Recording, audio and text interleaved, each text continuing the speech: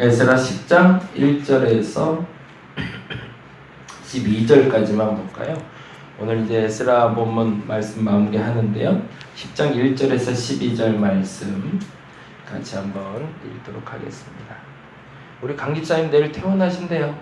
네, 얼마나 감사한지 몰라요. 네, 기도해 주셔서 감사합니다.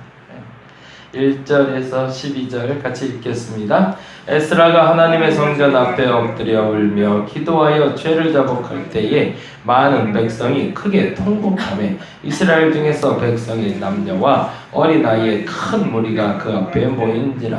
엘람 자손 중 여이엘의 아들 스가냐가 에스라에게 이르되 우리가 우리 하나님께 범죄하여 이 땅 이방 여자를 맞이하여 아내로 삼았으나 이스라엘에게 아직도 소망이 있나니 곧 내 주의 교훈을 따르며 우리 하나님의 명령을 떨며 준행하는 자의 가르침을 따라 언약을 세우고 율법대로 이 모든 아내와 그들의 소생을 다 내보내기로 우리 하나님과 언약을 세우고 율법대로 행할 것이라.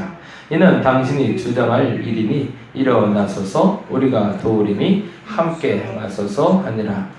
이에 에스라가 일어나 제사장들과 레위 사람들과 온 이스라엘에게 이 말대로 행하기를 맹세하게 하며 무리가 맹세하는지라. 이에 에스라가 하나님의 성전 앞에서 일어나 엘리야십의 아들 여호하난의 방으로 들어가니라. 그가 들어가서 사로잡혔던 자들의 죄를 근심하여 음식도 먹지 아니하며 물도 마시지 아니하더니 유다와 예루살렘에 사로잡혔던 자들의 자손들에게 공포하기를 너희는 예루살렘으로 모이라. 누구든지 방백들과 장로들의 훈수를 따라 3일 내에 오지 아니하면 그의 재산을 정몰하고 사로잡혔던 자의 모임에서 쫓아내리라 하매 유다와 베냐민 모든 사람들이 3일 내에 예루살렘에 모이니 때는 9째 달 20일이라. 우리가 하나님의 성전 앞 광장에 앉아서 이 일과 큰 빛 때문에 떨고 있더니 제사장 에스라가 일어나 그들에게 이르되 너희가 범죄하여 이방 여자를 아내로 삼아 이스라엘의 죄를 더하게 하였으니 이제 너희 조상들이 하나님 앞에서 죄를 자복하고 그의 뜻대로 행하여 그 지방 사람들과 이방 여인을 끊어버리라 하니 모든 회중이 큰 소리로 대답하여 이르되 당신의 말씀대로 우리가 마땅히 행할 것이니이다. 아멘. 거기다가 줄을 쳐놨죠. 당신의 말씀대로 우리가 마땅히 행할 것이니이다. 에스라가 회개하기 시작해요. 근데 그 회개는 사실은 억울함에서 시작이 됩니다. 준비가 다 된 줄 알았거든요. 이스라엘이 성전도 지었고 성전을 지은 지가 80년이 지났어요. 그러면 80년 안에 뭔가 좀 새로운 일이 벌어질 줄 알았는데 생각보다 새로운 일은커녕 아무 변화도 일어나지 않았던 거죠. 근데 기대를 가지고 왔던 건 그래도 레위 자손과 제사장들이 있으니 그들과 동역하면 새로운 날을 꿈꿀 수 있을 것이다. 그리고 소위 말해서 교회를 시작한 거죠. 그리고 교회를 시작하고 기도 운동을 시작을 했는데 첫 예배를 너무 잘 드렸어요. 은혜 가운데. 그런 거 있잖아요. 개척 설립 예배를 드렸더니 수백 명이 막 라고 막 우리 교회에서 함께 뭔가를 해보자라고 막 했는데 그들과 이야기하던 중에 그들의 죄가 다 들통나는 거예요. 뭐 살인했던 거, 뭐 간음했던 거, 뭐 이런 것들이 드러나는 것처럼 막 드러나는 거예요. 그러면서 그들이 가십거리가 돼서 우리 말대로 본이 안 되는 거예요. 교회가 시작이 됐는데. 그러니 에스라가 그 앞에서 더 이상 할 말이 없습니다. 그래서 낭망해서 엎드려서 하루 종일 엎드려 있는데 그게 역사를 일으켜요. 제가 요즘 조용기 목사님 책을 보게 됐는데 그런데 신기하게 지난번에 강 집사님 병원 신방 갔는데 조용기 목사님 얘기를 하시대요. 제가 뭐라고 조용기 목사님을 무시하고 있었더라고요. 깜짝 놀랐어요. 생각해보니까 전 세계에서 제일 큰 교회를 다니면던 목사님이잖아요. 근데 우리만 무시하더라고요. 조용기 목사님 책을 안 봐요, 우리는. 유치할 것 같고요. 그리고 괜히 뭐가 잘났다고 우리가 그걸 안 봤나 싶은 거예요. 근데 그리고 나서 한번 살펴봤더니 웬만한 신학서적뿐만 아니라 신앙서적에 그분이 안 쓴 게 없더라고요. 그분이 이제 50년의 신앙 여정 가운데 녹아있는 근데 왜 안 봤을까를 알게 됐어요. 첫째는요, 글이 너무 쉬워요. 그것도 참 대단하신 거죠. 그렇게 쉽게 글을 풀어낼 수 있다는 것도 능력인 것 같고. 근데 어저께 글을 보다 두 가지 참 재미난 걸 봤는데, 첫째는 기도 응답이 무엇인가를 설명을 하신데, 기도 응답이란 배를 항구에 매는 것과 같다 그러시더라고요. 근데 그 표현이 너무 재밌었어요.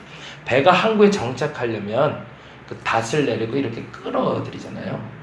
근데 이제 6분이라 더 잘 아시겠죠. 이걸 끌어들이면 신기하게 느낌이 어떻게 되냐면, 배가 항구로 가는 느낌이 아니라 항구가 배로 끌려오는 느낌. 그런 느낌 아세요? 그런 착각? 그러니까 배가 글로 가는 게 아니라 항구가 나한테 쭉 오는 느낌이 드는 거예요. 기도는 그거하고 같다는 거예요. 기도를 하면 하나님이 움직이시는 것 같은데, 사실은 기도는 하나님이 움직이시는 게 아니라 하나님께로 내가 끌려가는 게 기도라는 거죠. 그게 진짜 기도 응답이라는 거예요. 근데 사람들이 어떻게 하냐면 항구를 움직이려고 한다는 거예요. 진짜 기도는 항구가 움직이는 게 아니라 하나님이 움직이는 게 아니라 내가 움직이는 거라는 거죠. 그래서 내가 항구에 정착하면 배는 안정하게 정착되는 거지, 항구를 움직이려고 하면 절대 움직이지 않는다는 거죠. 근데 사람들은 기도하면서 항구를 자꾸 움직이려고 든대요. 그리고 또 하나 얘기하는 게 오늘 본문하고 맞나요? 어느 날 기도하는데 일본에 가서 복음을 전하라고 그러더래요. 근데 너무 싫더래요. 자기는 일제시대를 겪었기 때문에 그 일제시대의 아픔을 아니까. 그리고 일제시대 하면 생각나는 게 학교 선생님이 그렇게 생각이 나요. 맨날 맞았던 기억밖에 없대요. 맨날 뭐 때문에 맞았는지 몰랐는데 피망이 들도록 맞는데 피망이 들어서 종아리가 다 터져 나가는데도 때리더래요. 근데 왜 때리는지도 모르겠고. 근데 그 기억만 있는데 일본에 가서 복음을 전하라고 그래서 일본에 갔대요. 그랬더니 목회자 한 1000여 명이 모여 있더래요. 근데 이제 어떤 마음으로 모였는지 모르겠는데 막 화가 나더래요. 그분들의 눈동자만 봐도 막 화가 있는 게 일본 순사 같고 우리 선생님 같고 그리고 우리 누이 그 정신대 끌려갔던 그 군사들 같고 너무 화가 나서 처음에 딱 이래서 뭐 할렐루야 하고 뭐 복음을 전해야 돼. 난 당신들이 너무 싫다 그랬다. 해도 너무 싫다. 난 아무것도 하기 싫다. 근데 참 그런 솔직함이 재밌어. 그러고 얘기하는데 혼자 분에 못 이겨서 바닥에 그냥 주저앉아서 막 울어버렸대. 너무 억울해서. 내가 당신들한테 뭐가 좋다고 당신들한테 내가 지금 교회 성장하라고 내가 얘기하겠냐고. 나 그런 거 하기 싫다고 해서 막 주저앉아서 울었대. 근데 재미난 일이 벌어진 게 일본 목사들이 앞으로 나오더래요. 그럼 조용기 목사님한테 잘못했다고 미안하다고 사과하기 시작해서 같이 기도 운동이 있어요. 그 앞에서 한 3분 그러니까 한 6분 정도를 말 안 하고 가만히 서 있었대요. 화가 나고 삐져갖고 6분 동안 아무것도 안 하고 있니까 정 목사가 왜 자라나냐. 나는 여러 번에도 화났다. 막 그러다가 막 펑펑 우니까 사람들이 나와서 기도하는데 그때 재미난 일이 벌어지는데 하늘에서 큰 손 하나가 내려오더래요. 환상을 봤는데 큰 손 하나가 내려와서 조용기 목사님 머릿속에 있는 모란을 큰 걸 하나 끄집어갖고 이렇게 끌고 올라가 있어요. 그리고 확 가져가 버리시더래요. 그리고 그 순간부터 갑자기 마음에 평안이 찾아오기 시작하더래요. 그래서 그때 가져가신 게 불만, 불신, 분노 그걸 하나님의 손으로 이렇게 확 끄집어 가시더래요. 회개운동이 시작이 된 거죠. 그래서 그때부터 일본의 복음화를 시작할 수 있는 교부도 계기가 마련이 됐다는 간증을 적어놓으셨더라고요. 에스라도 마찬가지. 시작점이 뭐냐가 별로 중요하진 않더라고요. 그게 분노로 시작됐는지 기쁨으로 시작됐는지는 중요하지 않아요. 근데 에스라는 분명히 알고 있었어요. 분노가 있던 기쁘던 하나님 앞에 먼저 엎드리는 게 첫째다. 그리고 한나절 이상을 엎드려 있는 에스라에게 이스라엘 백성들이 찾아오기 시작하고 그들이 자복하고 회개하는 장면이 오늘 본문의 장면이에요. 마치 그 일본 사람들이 조용기 목사님과 함께 기도하기 시작했을 때 그게 아마도 그때도 그 하나님의 큰 손이 에스라의 머리에 임했을 것 같아요. 그러고서 끄집어내는 거죠. 뭘요? 그 분노를, 그 불신을, 그 화남을. 기도는요, 그게 끄집어내줘야 항구를 향해 갈 수 있으니까. 그건 다른 말로 하면 내 욕심, 내 생각, 내가 가진 것이 일단은 비워져야 그리고 나서 하나님의 일이 시작될 수 있도록 연결고리를 맺어줘야 그때부터 기도지. 그 분노를 가지고 시작했지만 그 분노를 가지고 끝까지 기도했을 땐 기도 응답은 없다라는 거죠. 아무리 기쁨을 가지고 기도해도 그 기쁨을 가지고 끝까지 기도하면 기도 응답은 없다는 거예요. 왜요? 그 분노는 내 거고 그 기쁨도 내 거니까. 그걸 이루고자 기도하는 게 아니라 아까 말한 대로 항구를 끌어오려고 그러는 게 아니라 내가 항구에 정착하러 가는 거니까. 그래서 오늘 본문에 이렇게 얘기하고 있어요. 보면 2절 말씀에 이렇게 됩니다. 2절 말씀 읽어볼까요? 엘람 자손 중 여히엘의 아들 스가냐가 에스라에게 이르되 뭐라고 되어 있죠? 우리가 우리 하나님께 범죄하여 이 땅 이방 여자를 맞이하여 아내로 삼았으나 이스라엘에게 아직도 소망이 있대요. 왜 소망이 있다고 얘기했을까요? 1절 때문에 그랬어요. 보겠습니다. 에스라가 하나님의 성전 앞에 엎드려 울며 기도하여 죄를 자복할 때에 많은 백성이 크게 통곡하며. 왜 그랬을까요? 왜 같이 울었을까요? 에스라의 진정성을 알았기 때문이죠. 이 사람이 오는 게 혼자 화가 나서 혼자 억울해서 오는 게 아니라 이스라엘을 가슴에 품고 기도하는 그 기도가 우리를 위한 기도인지를 알았기 때문에 백성들이 모여서 같이 울자 스가냐라는 사람이 그렇게 고백합니다. 우리에게 소망이 있다. 이렇게 기도할 수 있는 사람들이 있으니 우리에게 아직도 소망이 있다. 근데 그날이 어떤 날이었냐면 9절이에요. 9절 말씀 볼까요?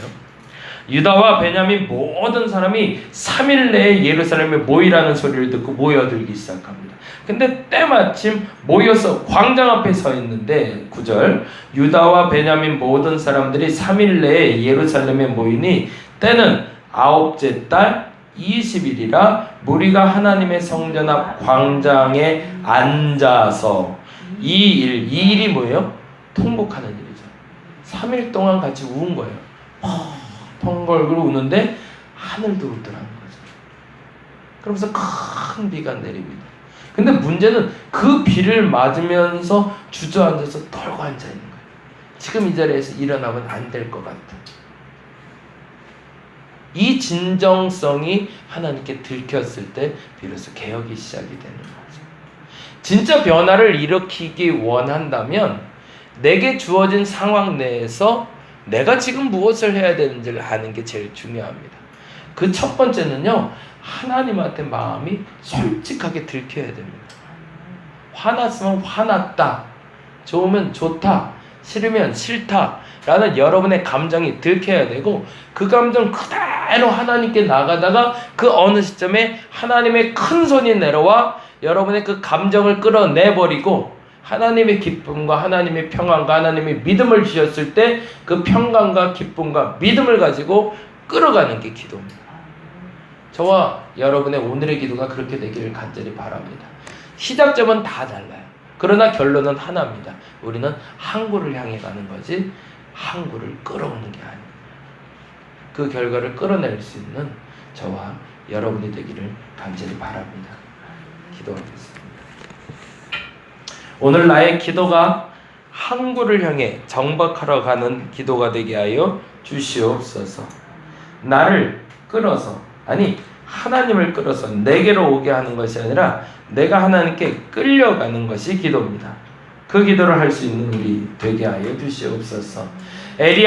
에스라의 통곡 기도가 그랬던 것처럼 나의 기도의 시작이 그 지남철처럼 기도하기 원하는 자를 끌어오는 기도가 되게 하여 주옵시고, 그 기도를 통해서 하나님이 역사하신 줄 믿사오니 오늘 이 자리에서 기도하는 저들의 기도에 응답하시사 하나님, 저들의 기도가 하나님을 끌어오는 것이 아니라 하나님께 끌려가는 기도가 되게 하여 주시옵소서.